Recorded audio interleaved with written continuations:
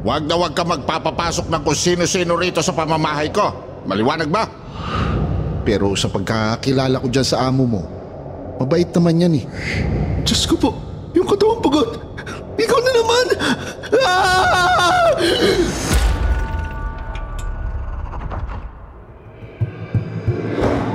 Para sa mga mahilig sa mga kwentong aswang, subaybayan ang aming bagong channel, Sitio Pangil. Pasukin ang nakakakilabot na mundo ng mga aswang. Like and subscribe. Sitio Pangil.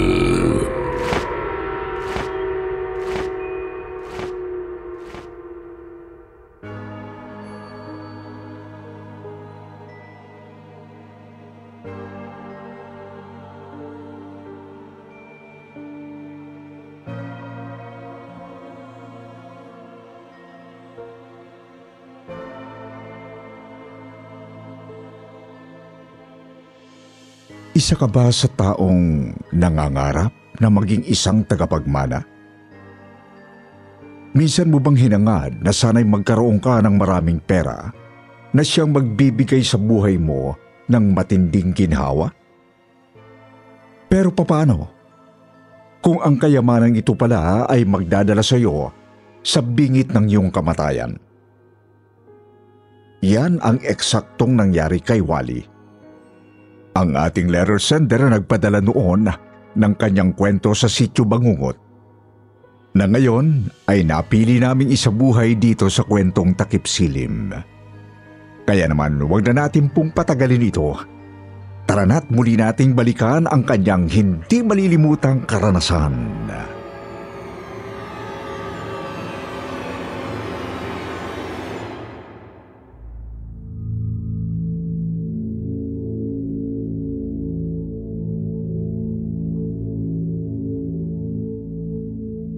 Magandang araw po sa lahat ng nakikinig sa channel ng Kwentong Takip Silim.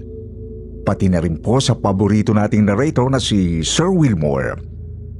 Gusto ko lang pong sabihin na talagang napakaganda ng mga inilalabas niyong contents at naging banding na ho namin ng mga anak ko na makinig sa inyo araw-araw. Pati nga ako ang mga customer ko sa tindahan nawiwili na rin sa pakikinig sa inyo.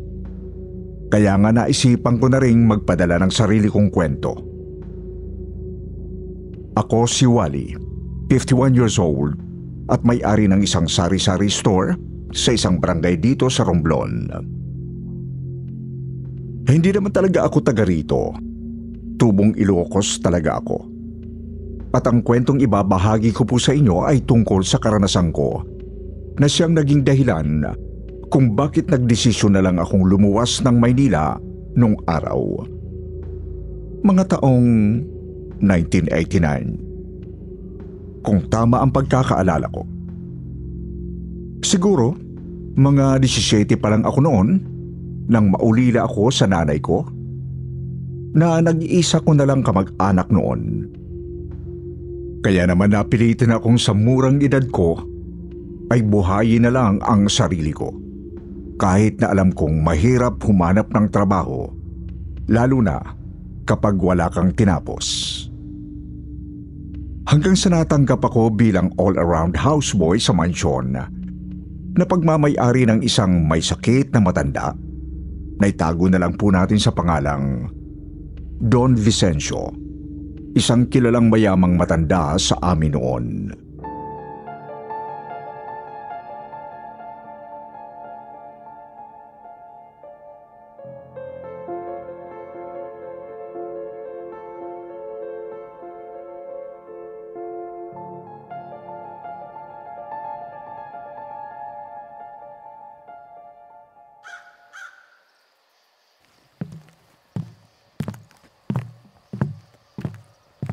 Wow, sobrang laki naman ng bahay na to.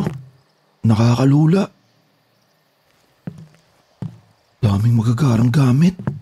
Mukhang mamahalin ah. Kano kaya mga to? Aray ang ulo ko. Ano pang tinatanga-tanga mo?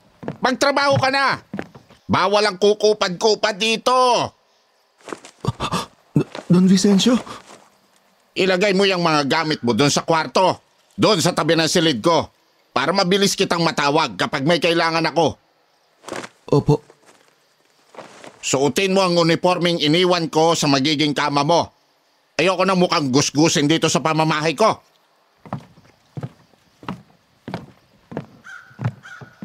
Sakit ang hampas na matandang yun ah.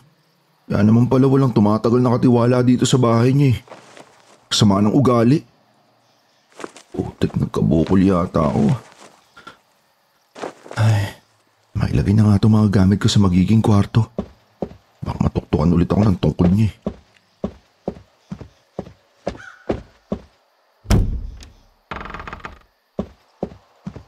Oh boy, in fairness, ang ganda na itong kwarto ah. Malaki. May kutsyon pa. Mukha namang komportable dito eh. Teka, ito na ba yung uniforme ko? Akalain mo, ang arte rin pala ng matandang yun. Akala mo kung sinong malinis, amoy lupa naman siya.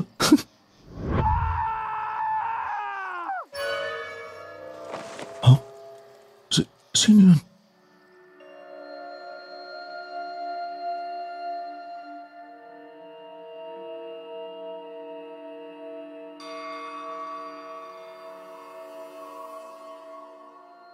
Sa likod bahay ng mansyon nagmumula ang ungol ng isang lalaki na narinig ko, Sir Wilmore.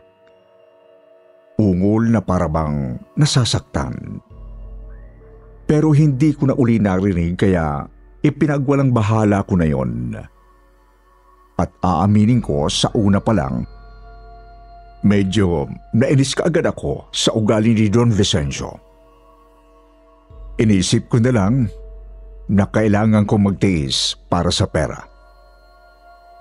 Kaya lang din naman ako naglakas loob na mag-apply sa kanya kasi nabalitaan kong may pagkagalanti raw itong matanda. Ang usap-usapan kasi sa amin dati, kundi lang daw sana bigla na lang umalis yung dati niyang katiwala na talagang napalapit sa kanya ng gusto. Pamamanahan sana ni Don Vicencio ng malaking parte ng kayamanan niya. Kaya lang, bigla na lang umiskapo. Bigla na lang daw nawala. Siguro, nabubisit na rin sa ugali ng matanda. Kahit na ang balita noon sobrang bait daw ng dating katiwalang yon. Kahit naman po kasi siguro sino, mapipikong kung ganun ang makakasama mo araw-araw Ako nga noon, nagtiis lang. Medyo naririndi man ako sa dami ng utos niya. Sinusunod ko na lang. Kahit tinatamad ako. Kasi alam niya na, sumisip-sip ako nung mga panahong yun Umaasang maambunan ng pamanang binsan niya ng ibibigay sana sa iba.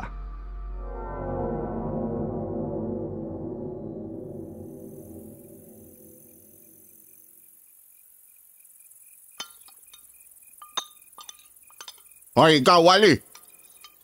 Tandaan mo itong mga patakarang sasabihin ko sa'yo. Dito sa bahay na to, kailangan mo itong sundin. Dahil kung hindi, malilintikan ka sa akin. Don Vicencio. Ano ho ba yon? Una, wag na wag ka magpapapasok ng kung sino-sino rito sa pamamahay ko. Maliwanag ba? Kahit pa magpakilala silang mga kamag-anak ko, wag mo pa rin silang papapasukin dito. Kahit kamag-anak niyo po, hindi ko papapasukin dito? Oo, dahil wala akong tiwala sa mga kamag-anak ko na pera lang ang habol sa akin. Pangalawa, ayoko ng maingay at magulo. At sa lahat ng ayaw ko, ay ang mga taong manloloko at magnanakaw.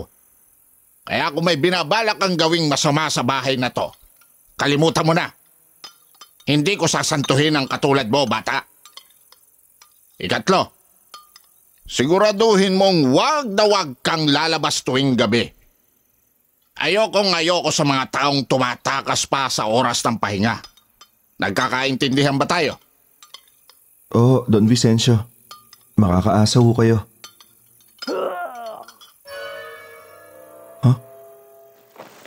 Don Vicencio. May narinig ho akong lalaking umuungol sa likod bahay. Wala naman ah.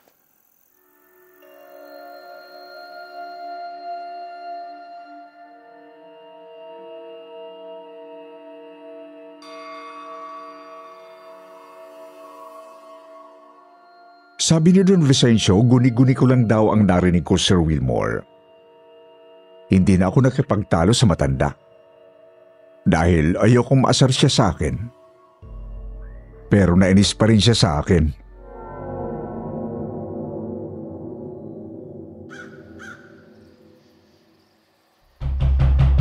Wale! Wale! Punyeta ka talagang inutil ka. Kanina pa tirik ang araw sa labas. Tanghali na, nakahilata ka pa dyan sa kwarto? Ano bang ingay yun? Tulog pa yung tao eh. Wale! Ha? Teka, anak ng Teteng, umaga na pala. Wale! Kaya pala galit na si Tanda sa labas. Buisit. Wale! Nakita naman ako nito. Sandali lang ho, Don Vicencio, palabas na ho! At sa wakas, bumangon din ang senyorito. Aray! Nabutas yata ang ulo ko sa tigas ng tungkod niyo ah. Yan ang bagay sa'yo. Tamad ka talagang lintik ka. Walang-wala ka doon sa dati kong katiwala. Napakasipag nun. At kabaligtaran ka namang buwisit ka. Buisit talaga itong matandang to. Kinumpara na naman ako doon sa dating katiwala niya. Iniwan naman siya nun. Ba't anong binubulong-bulong mo pa riyan? Sumasagot ka pa? Hindi ho, bossing. Ang sabi ko, pasensya na ho ulit at tinanghali po ako ng gising. Hindi na po mauulit. Ano ho ba kasing iuutos niyo nang magawa ko na ho? Nakita mo ba yung puno ng nyog doon sa likod ng mansyong ito? Ano ang gagawin? Ipag-akyat mo ako ng buko doon. Paborito kong kumain nun kapag ganitong mainit. Gustong-gusto kong iniinom ang sabaw nun. Kaya simula ngayon ay palagi mo na akong ipangunguha nun sa umaga. Bilisan mo, hihintayin kita doon sa may salas.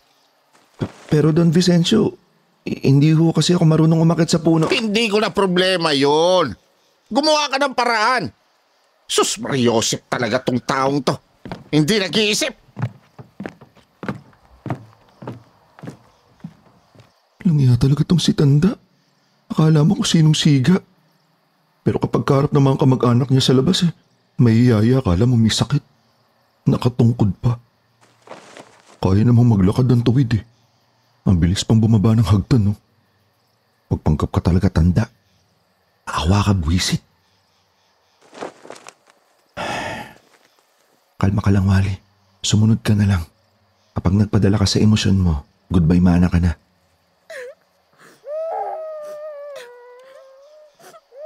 Ha? Ano yun?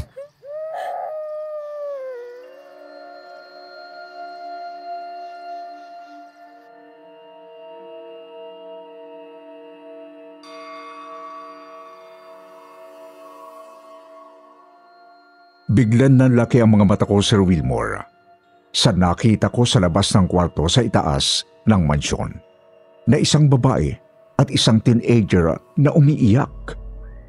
Pero agad din silang naglaho pagkurap ko ng aking mga mata. Kaya hindi ko na ipinaalam kay Don Vicencio dahil baka mainis na naman siya sa akin at tuktukan ako ng kanyang tungkod. Nagtuloy na lang ako sa likod bahay. Naghubad na ako ng tsinelas. Inilihis ko pa ng konti yung suot kong pantalon bilang paghahanda sa gagawin kong pag-akyat sa puno. Talagang ready na ako noong umakyat. Kaya lang, naisipan ko pang tumingala muna. Pero doon ay bigla na lang ho akong pinanlakihan ng mga mata sa nakita ko.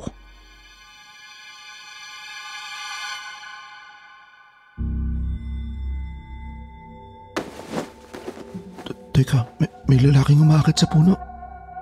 Sino ba yun? May bagong katiwala ba si Don Vicencio? Pareho ko ng uniforme. Teka nga't lapitan ko. Psst! Oy, pre! Inutusan ka rin ba ni Tanda? Psst, pre! Huh? Ang taong umakit sa puno walang ulo. Diyos ko po! Diyos ko po!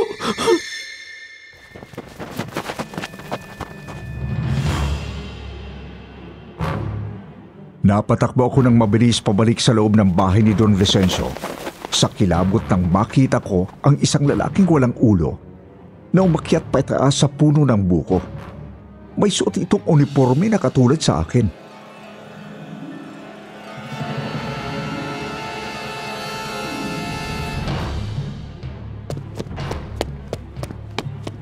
Don Vicencio! Don Vicencio! Oo.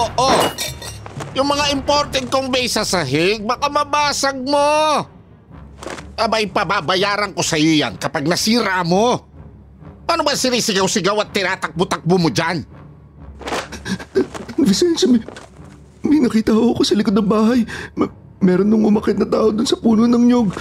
Pugoto ang ulo. Katawan lang ho.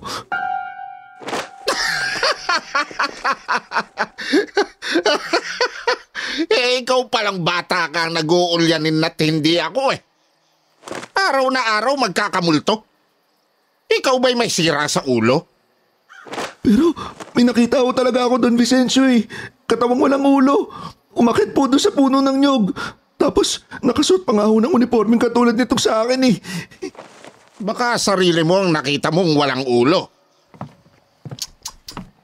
Baka pangitain nyo na may masamang mangyayari sa'yo, bata.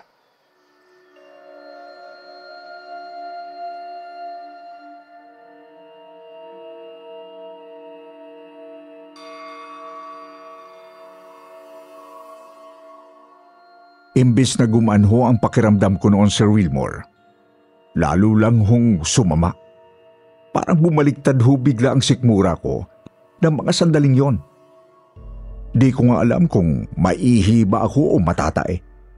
Hindi tuloy ako makapagtrabaho ng maayos ng araw na yon. Kaya ilang beses akong napagalitan ni Don Vicencio eh. Siya rin naman tong may kasalanan kung bakit bigla akong naging lutang. Iniisip ko na lang ho noon na baka namamalikmata lang ako. Kaya kung ano-anong nakita ko, pinilit ko na lang hong kalimutan yung nangyaring yon. Hanggang makalipas ho ang ilang araw, ay inutusan ho uli ako ni Don Vicencio na muli magpunta doon sa likod bahay.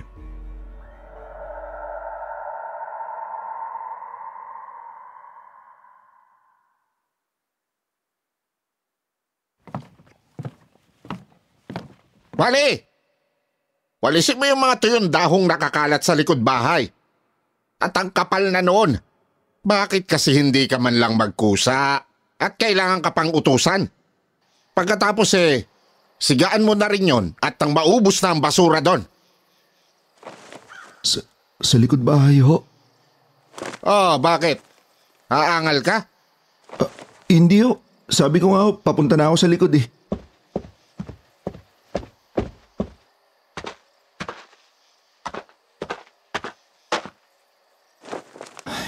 Simula na nga. Tanghaling tapat naman eh. Hindi naman siguro ako ulit makakakita ng multo rito, no?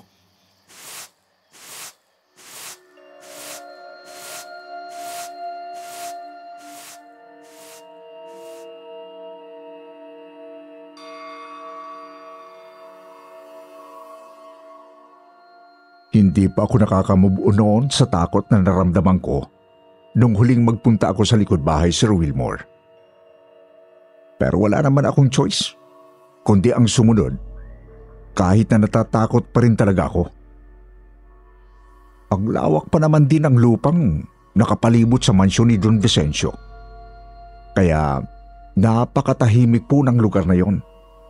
Tapos napapalibutan yon ng konkretong bakod na siguro'y hanggang leeg ang taas. Wala rin ho naman kasing nakakapasok doon dahil wala na hong tiwala yung matanda sa kahit na sino, lalong-lalo na sa mga kamag-anak niya. Para kahit papano ho, ay mabawasan ang nararamdaman ko noong takot, minabuti ko na lang pong ituon ang atensyon ko sa pagwawalis. Hanggang sa maya-maya, bigla naman akong kinlabutan.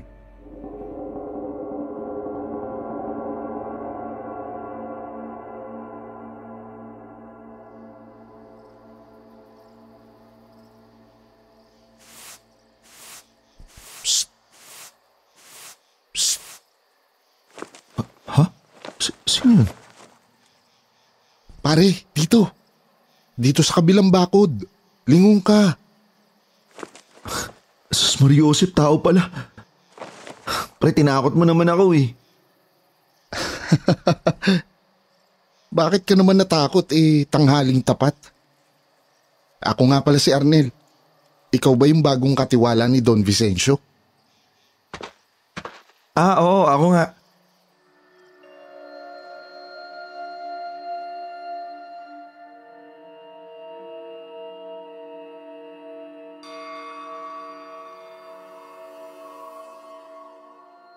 Maayos pong kausap si Arnel. Mukha namang mabait. Palagi siyang nakangiti, kaya ang gaan niyang kausap. Mabilis ho siyang makapalagayang loob kahit sa maiksing panahon lang. Kaya nga napasarap tuloy ang usapan namin kung ano-ano tuloy ang naikwento ko sa kanya.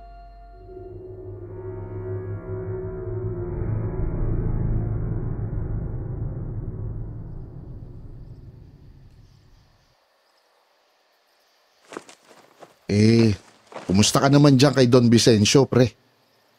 Hindi ka naman ba ganong pinahihirapan? Sus pare, kung alam mo lang, napakasalbahe kaya nitong si Don Vicencio. Nanunuktok pa ng tungkod sa ulo.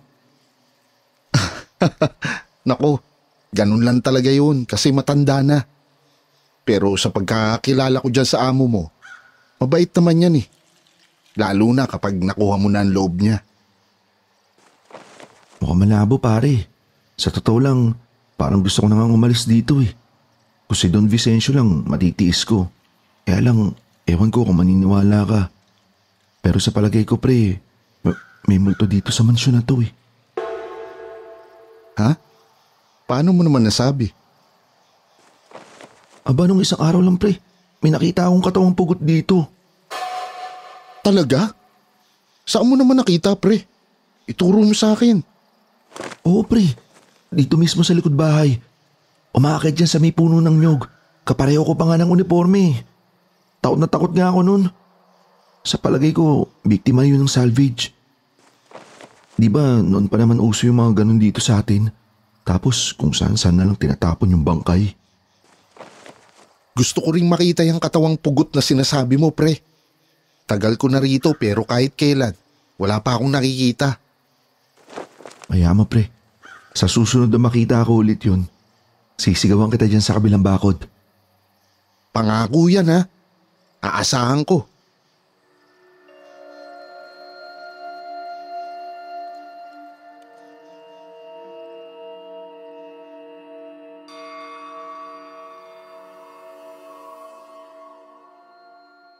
Pagkatapos kong magwalis, ay bumalik na ako sa loob ng mansyon. Pero napadaan muna ako sa may bandang mini garden sa tabi mismo ng veranda sa likod bahay. Nang hilakbot ako, nang makakita ako ng lalaking nakaupo at nakayuko na parang may hinahanap sa lupa na may suot ng uniformeng katulad sa akin. Napatigil ako sa paglalakad at sinakmal ako ng takot nang humarap sa akin ang lalaking nakayuko na walang ulo. Diyos ko po, yung katawang pugot! Ikaw na naman! Ah!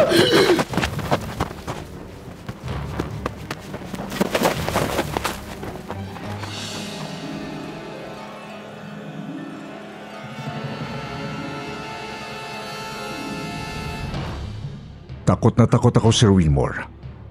Nanginginig ang bukong katawan habang tumatakbo. Kitang-kita ko yung katawang pugot nang mas malapit kaysa una. Kaya alam ko At sigurado na ako ngayon, hindi ako namamalikmata lang. At ngayon hinahabol niya ako. Hula ko talaga noon. Dating tapunan na sinasalvage ang lugar ni Don Vicencio. Kaya siguro walang nagtatagal na katiwala doon dahil sa mga kaluluwang ligaw na gumagala at nananakot sa lugar na yon.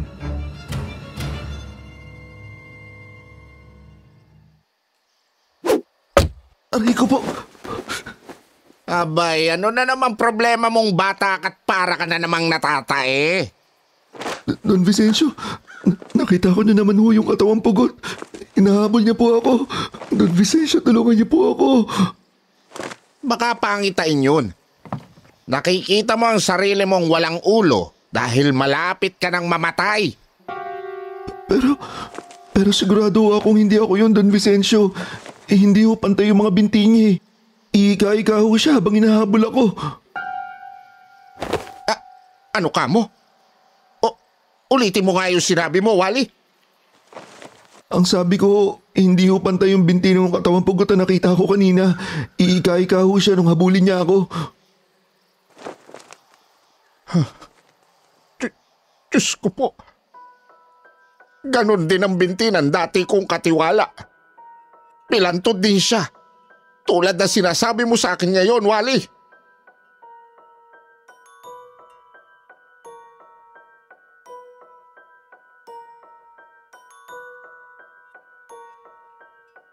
Doon na talaga ako kinilabutan ng husto.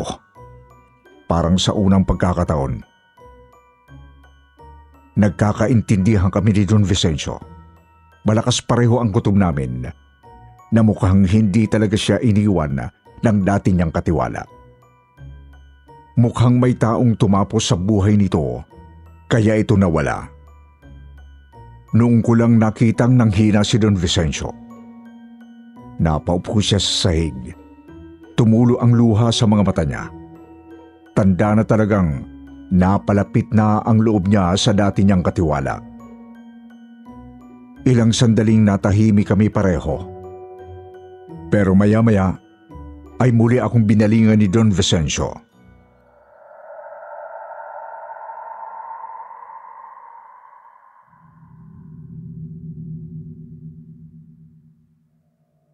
Mag-iingat ka, Wally. Malakas ang kutob ko na mga kamag-anak kong sakim sa pera ang gumawa nito sa dati kong katiwala. Dahil nalaman nilang balak ko siyang pamanahan ng malaking halaga. Malakas din ang hinala kong sila ang may kagagawa ng aksidenteng pumatay sa mag-ina ko noon, Wally.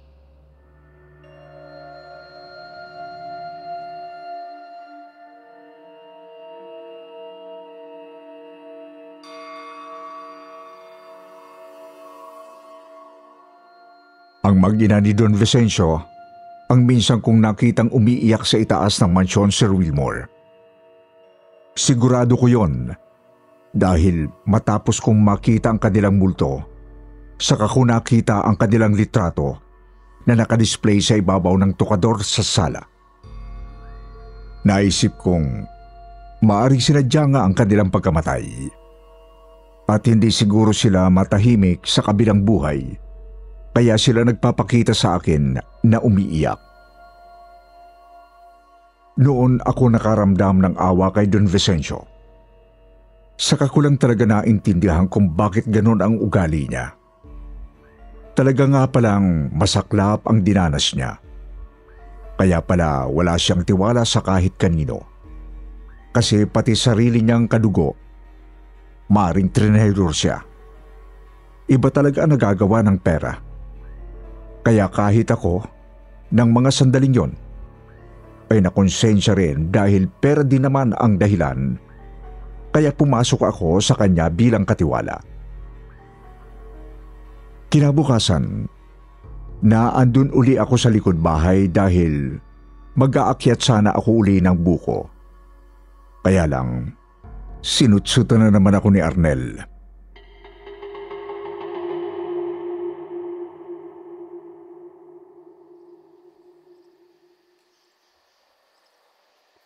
Ano, pre? Nakita mo na naman ba yung katawang pugot? Magkwento ka ulit, dali. Nako pare, ayoko sana magkwento ng nakadungaw ka lang dyan sa bakod, no? Baka kasi may makarinig sa atin, mahirap na. Ganun ba? O siya, sige. Naiintindihan ko. Hayaan mo. Papasok na lang ako dyan sa inyo mamaya. Kilala ko naman si Don Vicencio. Hindi naman magagalit yun.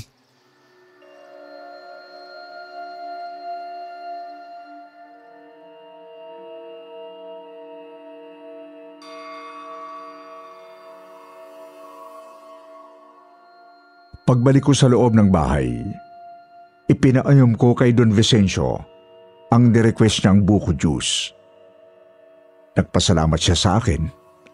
Ngayon lang siya naging mahinahon sa akin. Malumanay siyang nakipag-usap kaya nakipagkwentuhan ako sa matanda. Nahimalang hindi nagagalit sa akin. Dahil doon, nagkaroon ho ako ng lakas ng loob na magtanong sa kanya.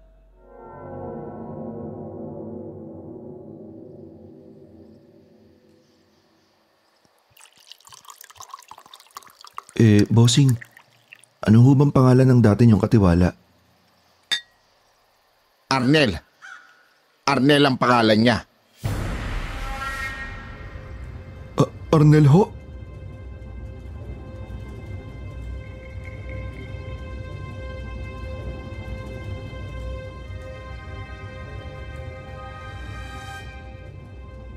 Natigilan ako sa sinabi ng amo ko, Sir Wilmore. Kinilabutan ako. Hindi kaya si Arnel na dati niyang katiwala at yung Arnel na nakakausap ko sa kabilang bakod, iisa? Halos mapamura ako sa isip ko nang ma-realize ko na hindi ko pa nakikita ang buong katawan ni Arnel.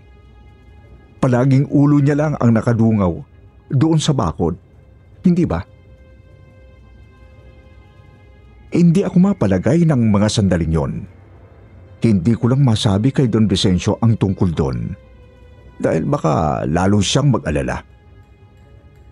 Hanggang sa umakyat na sa kwarto niya yung matanda, aligaga pa rin ako. Napagpasyahan ko na lang naligpitin yung pinag-inuman niya. Bala ko na sana yung dalhin sa kusina para hugasan. Pero nung papunta na ako doon, bigla na naman ako natigilan.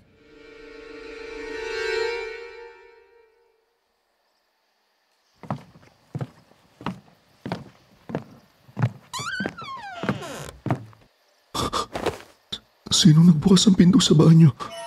Nasa itaas ng bahay si Don Vicencio. Ang taong pugot ang ulo! Diyos ka ba?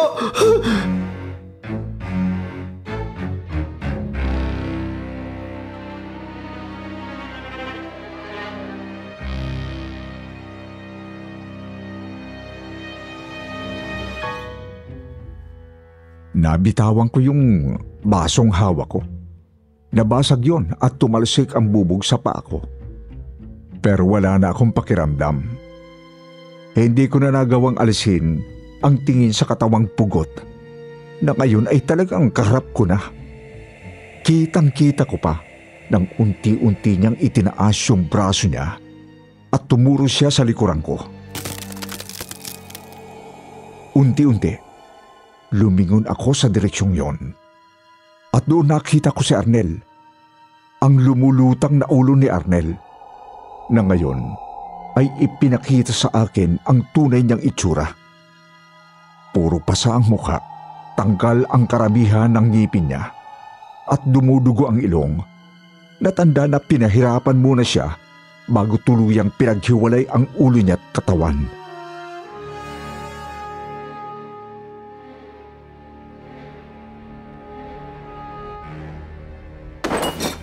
Arnel! Wally, nahanap mo na ang katawan ko sa wakas. Sa wakas, nagkita na ulit kami. Salamat sa iyo, Wally. Maraming salamat sa iyo. Arnel! Mag-iingat ka, Wally. Mag-iingat ka sa mga kamag-anak ni Don Vicencio. Sila ang gumawa sa akin ito. Gusto nilang suluhin ang kayamanan ng amo natin. Ayaw nilang magkaroon ng kahati. Kaya mag-iingat ka.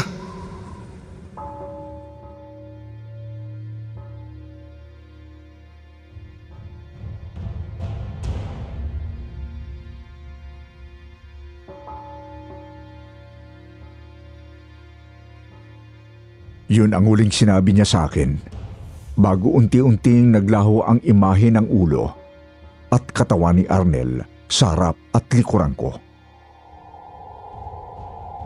Takot na takot ako noon, Sir Wilmore. Naihina talaga ako sa sarili kong salawal dahil sobrang takot. Tumulo na rin ang sipong ko sa kaiyak at napahagulgol na ako. Narinig pala ni Don Vicencio kaya bumaba siya ulit para kausapin ako. Doon ko na isinawalat sa kanya ang lahat ng sinabi ni Arnel. Pagkatapos nun, tumawag na siya ng mga pulis at ipinahukay ang bawat sulok ng kanyang property. Sinabi niya sa mga pulis na nakatanggap daw siya ng sulat na may inilibing sa lupang pagmamay-ari niya, kaya agad siyang gumawa ng aksyon. Hindi nagtagal, ay nahanap nga sa wakas ang katawan ni Arnel. Nasa loob yun ng property ng matanda, habang ang ulo naman ni Arnel ay nasa labas. Ayon sa investigasyon ng mga pulis, sinipa raw palabas ang ulo ni Arnel at doon na inilibing. Kaya pala hindi magkahanapan ang nagkahiwalay na parte ni Arnel. Pero hindi pa doon natatapos ang lahat. Ilang araw lang pagkatapos umusan ng kaso, lumitaw na ang isa sa mga binayaran para gawin yon kay Arnel.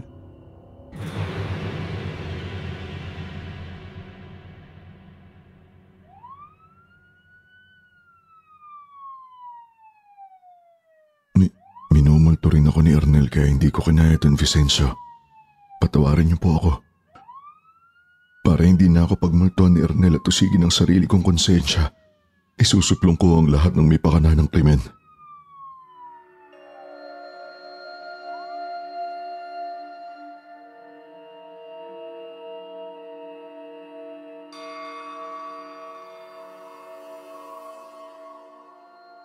Nalantad, Sir Wilmore, na mga kamag-anak ng amo ko ang utak sa pagkamatay ni Arnel at maging ang asawa at anak ng matanda.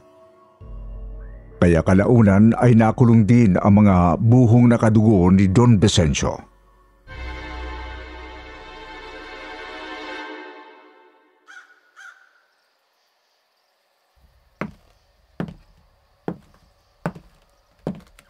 Sigurado ka na bang aalis ka na, Wally? Oo, bossing. Sa tingin ko naman magiging okay na po yung lagay niyo sa pangangalaga ng kapatid ni Arnel. Mabait din naman yung bata. Tulad ng kuya niya. Gusto kong lumayo muna. Masyadong matindi yung mga naranasan ko rito eh. Pakiramdam ko, mababaliw ako kung mananatili pa ako ng matagal dito. Kung ganon, hinihiling kong sana ay maging maayos ang buhay mo, iho. Maraming salamat sa iyo.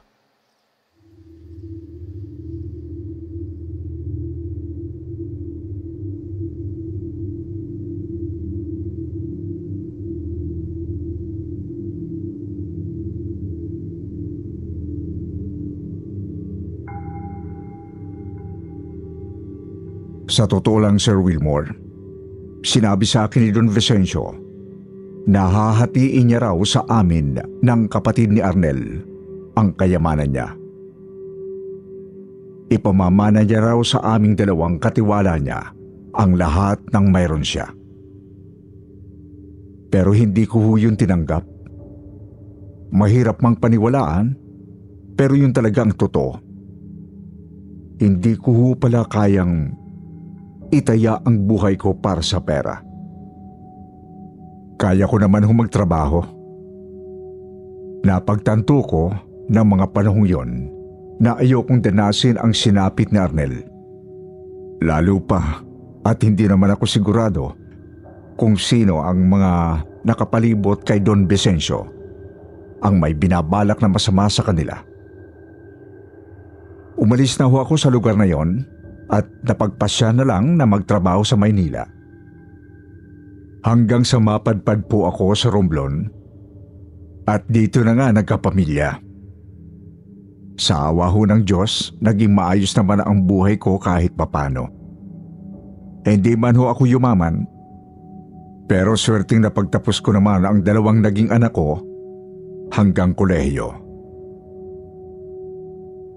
Hanggang ngayon ho, ay baon-baon ko pa rin ang alaalang naranasan ko sa mansyon ni Don Vicencio. Bilang isang katiwala, sana ho ay nagustuhan nyo ang kwentong ito na ibinahagi ko sa inyo. Maraming salamat po sa mga nakinig at naway natakot, napasaya at na-inspire ko kayo sa kwentong ito. Muli ay ako po si Wally. Hanggang dito na lamang po. And God bless.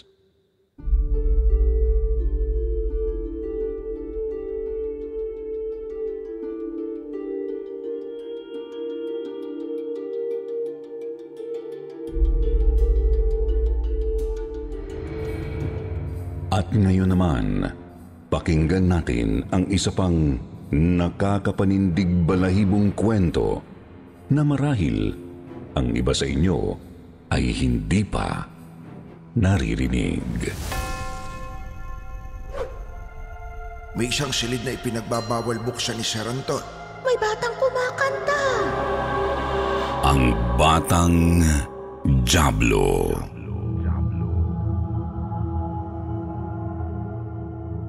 Magandang gabi po, Sir Jupiter. Isang karangalan po sa akin ang mailathala ang kwento ko dito sa inyong YouTube channel. Isa po ako sa mga tagapakinig ninyo. Naglakas loob po ako na sumulat sa inyo para maibahagi ang nakakakilabot na pinagdaanan ko noong taong 1987. Ako po si Constantino. Tino kung tawagin nila. 55 years old ngayon at isang pamilyadong tao. Dati po akong caretaker o tagabantay ng isang malaking bahay Kastila sa lugar namin. Maraming sabi-sabi noon na taong 1800s pa lang ay nakatayo na ang antigong bahay na binantayan ko ng pasumandali na matatagpuan sa itaas ng isang talampas. Hindi ko nasasabihin ang eksaktong lugar dahil matapos tibagin ang buong bahay ay nagtayo ng mga kabahayan malapit doon. Respeto na din sa mga residenteng nakatira banda roon. Ayon sa lola ko, dating tahanan ito ng Kastilang Gobernador Silio na nanakop sa lugar namin noong panahon ng Kastila. Kung tawagin nga ito ng lola ko ay ang tahanan ng Diablo. Isa raw haunted house na pinamumugaran ng isang makapangyarihang demonyo.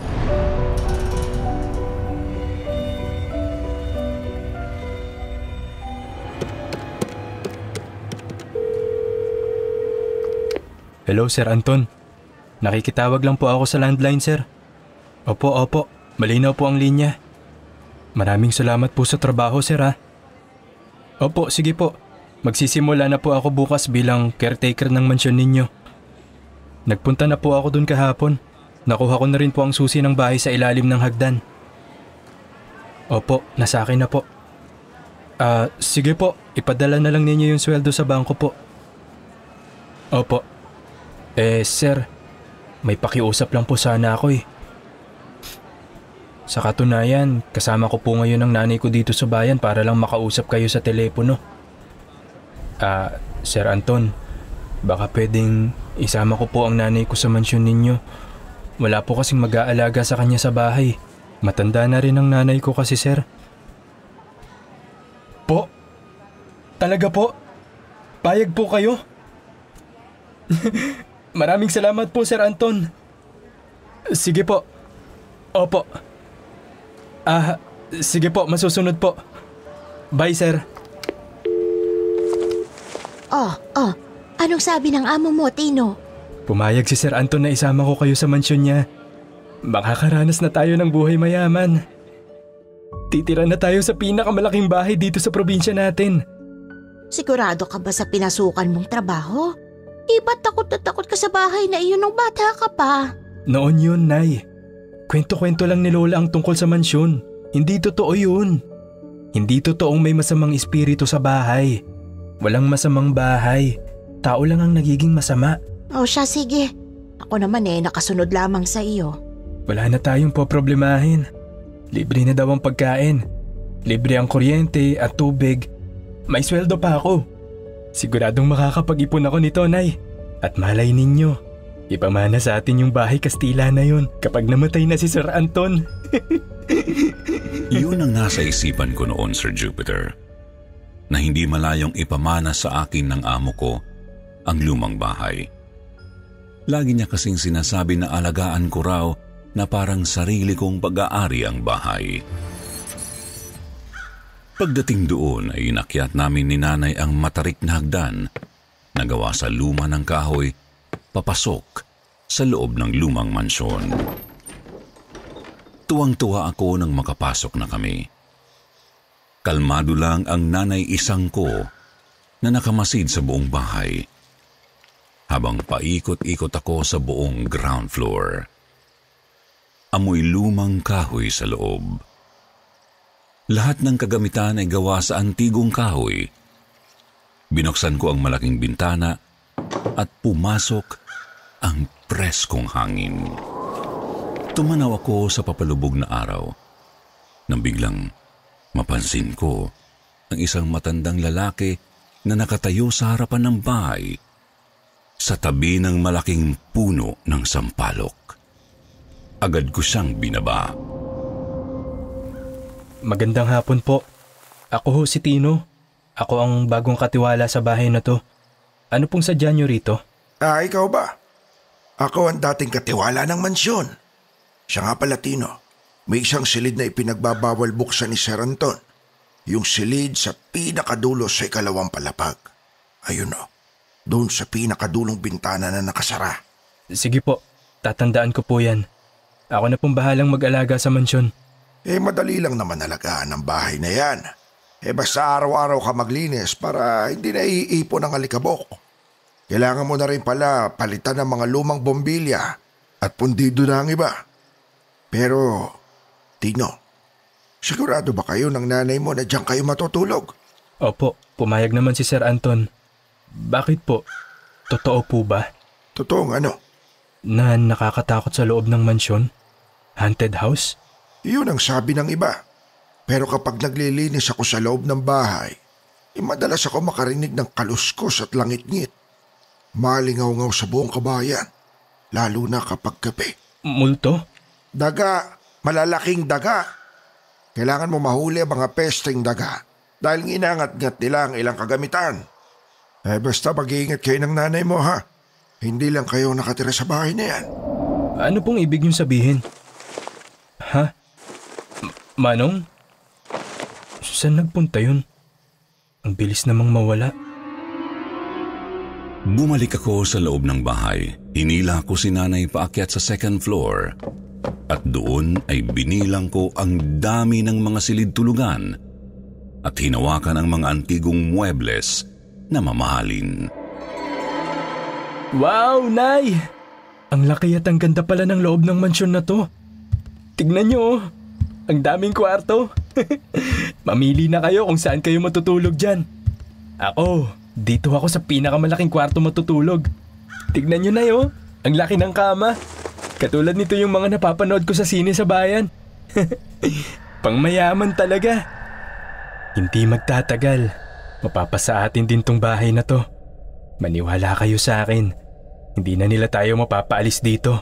Paano mo naman nasabi yon, anak? Matanda na si Sir Anton at hindi na siya babalik pa dito. Wala nang ibang nakatira dito. Yun ang sabi niya sa telepono. Anak, sandali lang. Ano yun, Nay? Sigurado ka bang walang ibang nakatira sa bahay na ito? Oo. Sabi ni Sir Anton tayong dalawa lang dito, Nay. Dalawa lang tayo dito sa malaking mansyon na to.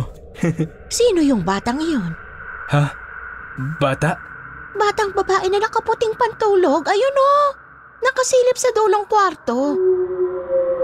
Natigilan ako sa sinabi ng nanay ko. Agad kong tinungo ang kwartong tinutukoy niya. Nilakad ko ang lumalangit-ngit na sahig ng mahabang pasilyo. Nakasarado ang pinto. Nakakandado mula sa loob. Nakakandado, Nay. May batang babae na mahaba ang buhok na nakatayo sa loob ng kwarto kanina. Sigurado ba kayo? Oo! Nakasilip ang ulot nakatingin sa ating dalawa kanina. Pinakikinggan niya tayo. Nagtago siya bigla nung tinuro ko siya sa iyo.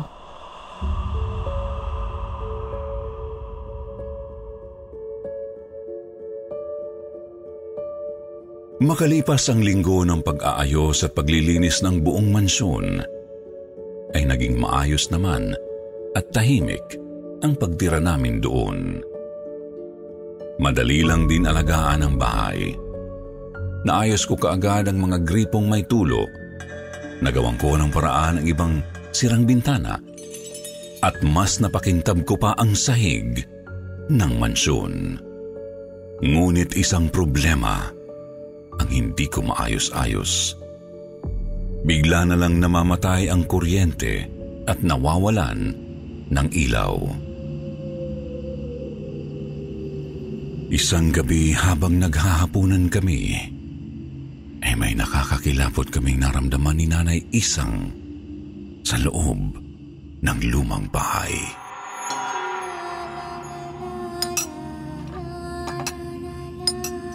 Tino, narinig mo ba yun? Oo, Nay. May batang kumakanta. Baka sa kapitbahay lang natin yun, Nay. Tino, malalayo ang kapitbahay. Pakinggan yung mabuti, Nay. Parang galing sa labas ng bahay. Baka may napadaan lang. Hindi. Nanggagaling ang tunog mula sa itaas eh.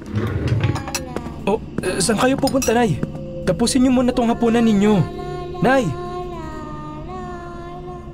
Mabilis na umakyat si Nanay Isang sa second floor. Susundan ko na siya nang biglang... Ay, putya naman, oh. Talagang ngayon pa. Nawalan ng kuryente sa buong mansyon. Nawala na rin ang kumakantang batang babae. Nabalot ng katahimikan ang buong paligid. Kinapa ko sa dilim ang kandelabra na nakadisplay malapit sa hagdanan. Sinindihan ko ang mga kandila dito at binitbit paakyat sa itaas. Nay! Nay! Nay! Nasaan ka? Hindi ko makita si Nanay Isang sa second floor. Binuksan ko ang silid niya, ngunit wala siya doon. Binuksan ko ang lahat ng mga kwarto pero dilim lang ang nakita ko. Hanggang sa makarating ako sa dulong silid na bawal pabuksan ni Sir Anton, sang-ayon sa katiwala na pinalitan ko. May kumakaluskos sa loob ng silid.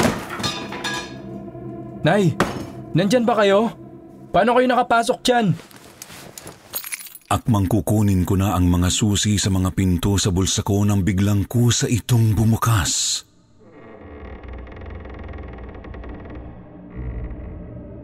Dahan-dahan akong pumasok sa loob. Kinilabutan ako, Sir Jupiter, nang makita ko ang laman ng silid. Mistulang dinaanan ng bagyo ang silid. Puno ito ng mga bungo ng malalaking hayop na nakasabit sa dingding at mga kagamitan na tila ginagamit sa pangtutorture ng tao. Sa larawan lang ako nakakita ng ganoon noon, kaya talagang nanghilakbot ako. Nakakita ko ng kahoy na kabayo. Ang tuktok ng kabayong ito ay napakatulis. Meron ding breast ripper, isang metal claw na ginagamit para punitin ang laman ng dibdib ng isang babae. Mga kadenang nakasabit mula sa kisame na may bilugang posas sa ibaba. Nangilabot din ako nang makakita ako ng panggarote. May bilog ito sa gitna at may kinakalawang na metal na parang pampugot ng ulo. Isang mahabang lubid na nagmumula sa kisame ang tumama sa mukha ko. Nakatali ito ng mahigpit sa kisame. Agad ko itong hinawit, nagulat ako nang makita ko ang nanay ko na nasa isang sulok ng silid at tahimik na nakatitig sa akin. Nay! Paano ka? Paano ka nakapasok dito? Hindi kumukurap ang nanay ko. Bigla nitong kinagat ang sariling braso at mga daliri hanggang sa dumugo ito. Ayaw niyang tumigil sa pagnasab sa sariling laman.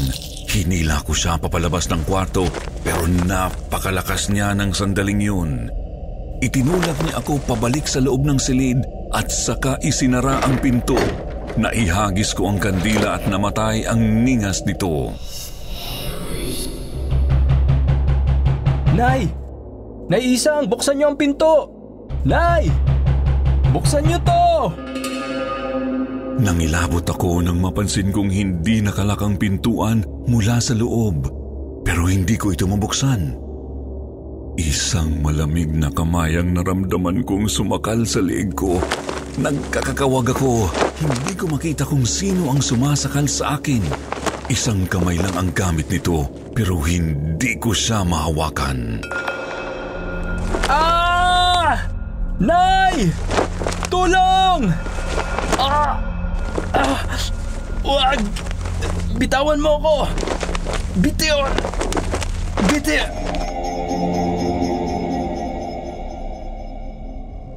Biglang sumindi ang mga ilaw sa loob ng silid. Walang ibang tao sa loob ng pinagbabawal na silid. Mabilis kong pinihit ang doorknob at nabuksan ko ang pinto. May kuryente na sa buong bahay. Agad kong hinanap si Nanay Isang pero hindi ko siya matagpuan. Hinanap ko siya sa bawat silid. Sa veranda, sa kusina, sa sala, sa bakuran, hanggang sa gilid ng talampas, pero hindi ko makita ang nanay ko. 3:00 na ng madaling araw nang bumalik ako sa bahay Kastila.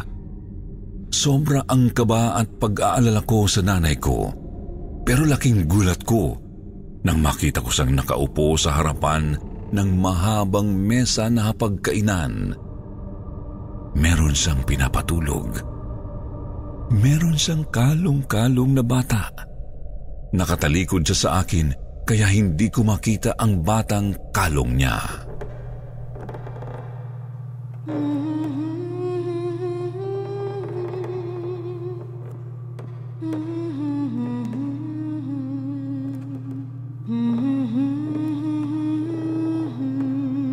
Nay! Biglang humarap sa akin ang Nanay Isang ko at nangilabot ako nang ilaglag niya ang kalong-kalong na kumot na puti na puno ng malalaking itim na daga. Daga!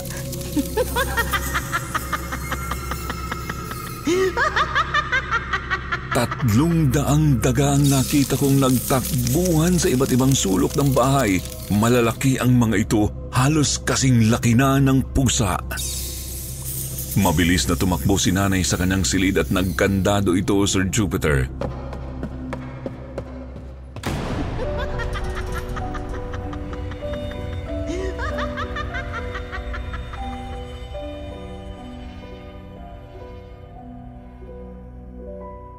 Isang buong araw siyang nagkulong sa loob ng silid niya.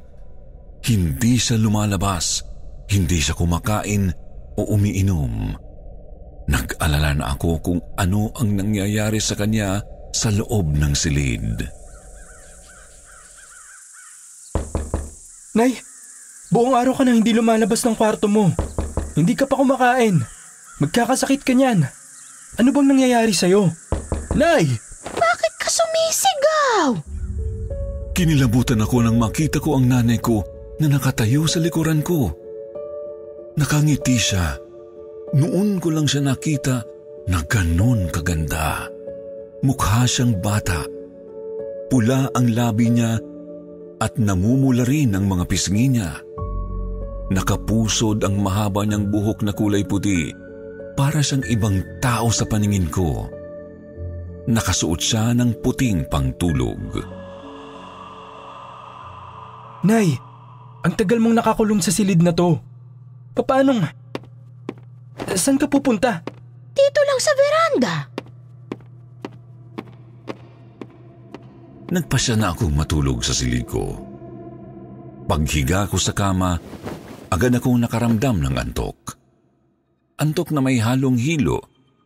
Para akong lasing na nakadroga. Umiikot ang paningin ko. Natakot ako. Bumangon ako. Pero hilong-hilo talaga ako.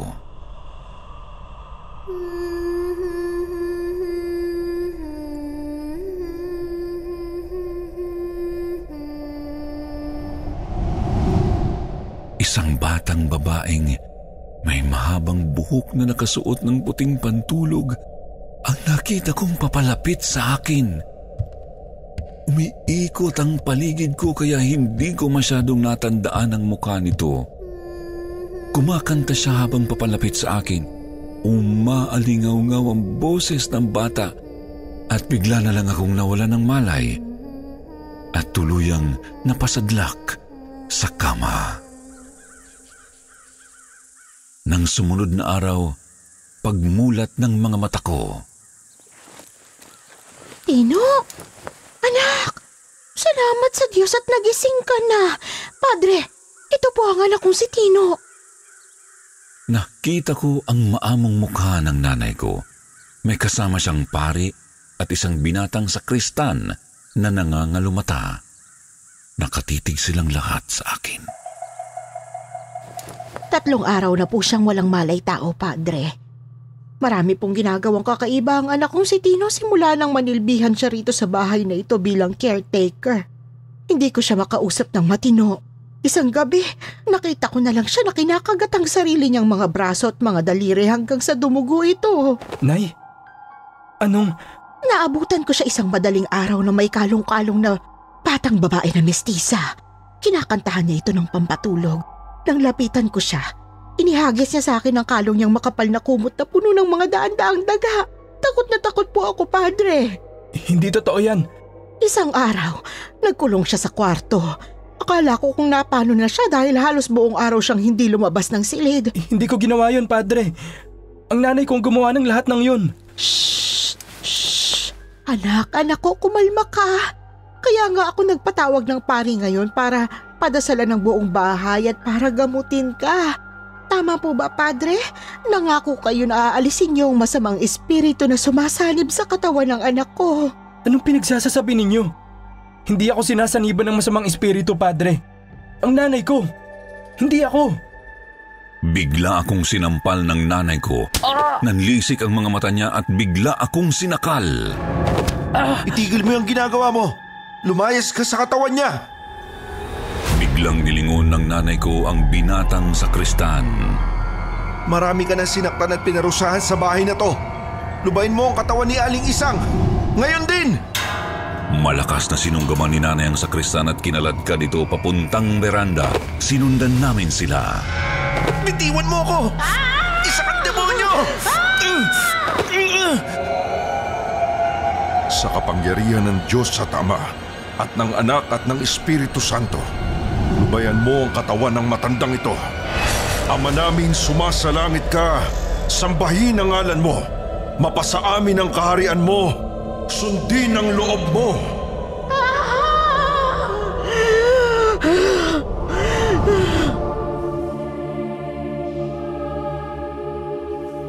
Mabilis na binuhusan ng pari ng benditadong tubig ang nanay ko habang paulit-ulit na sumisigaw ng dasal. Nangisay si nanay at nabitiwan nito ang binatang sakristan. Kitang-kita ko kung paano sumuka ng itim na likido ang nanay ko habang nagaganap ang pagpapalayas ng kaluluwa sa katawan niya. Lisanin mo ang katawan ni Isang. Wala kang lugar sa bahay na to. Ang mga demonyong tulad mo ay nabibilang sa impyerno. Sa ngalan ni Jesus na aming tagapagligtas, lisanin mo ang katawan ni Isang. Ngayon din! At sa pamamagitan ng dasal, tuluyang nanumbalik sa dating katinuan ang nanay ko. Agad kong kinuha si nanay at pinaliguan ito ng maligamgam na tubig na may asin.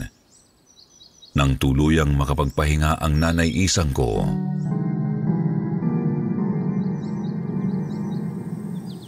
Si Ambrosio, ang aking sakristan, meron siyang kakaibang kapangyarihan. Bata pa lang siya, kasama ko na siya sa pagpapalayas ng mga masasamang espiritu. Bukas na third eye niya, kaya alam niya kung ano ang tunay na kababalaghan na nangyari dito sa bahay na to.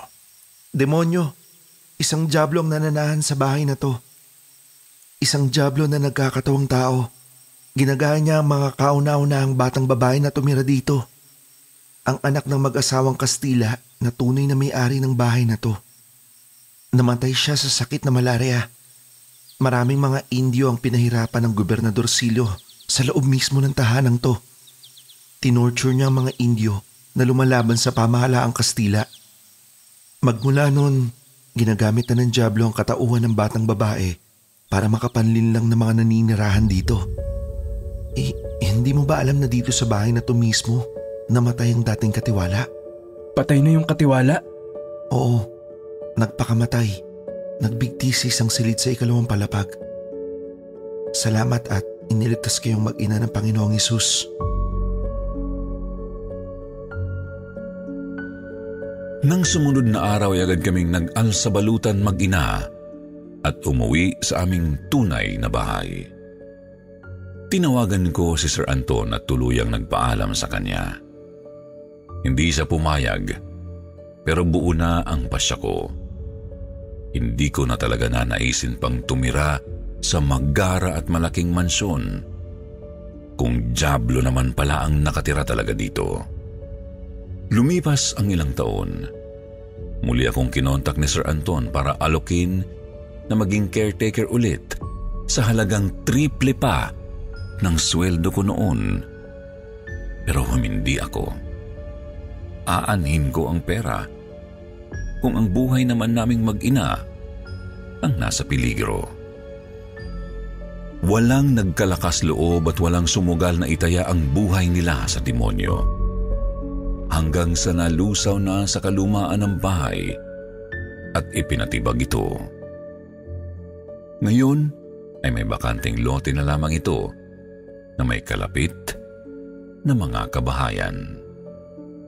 Hanggang dito na lamang po. Maraming salamat at magandang gabi.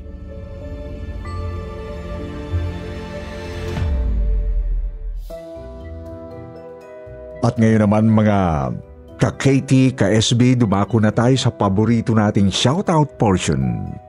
Shoutout going out to Jonah Aristoteles, Sheni Florencio, Allen Soriano, Sally, Darlene Raceb, Angeli Deron, Maria Imperial, Lan Lacambra, Ambuhiya Lim Family, at Mary Jane Ramirez.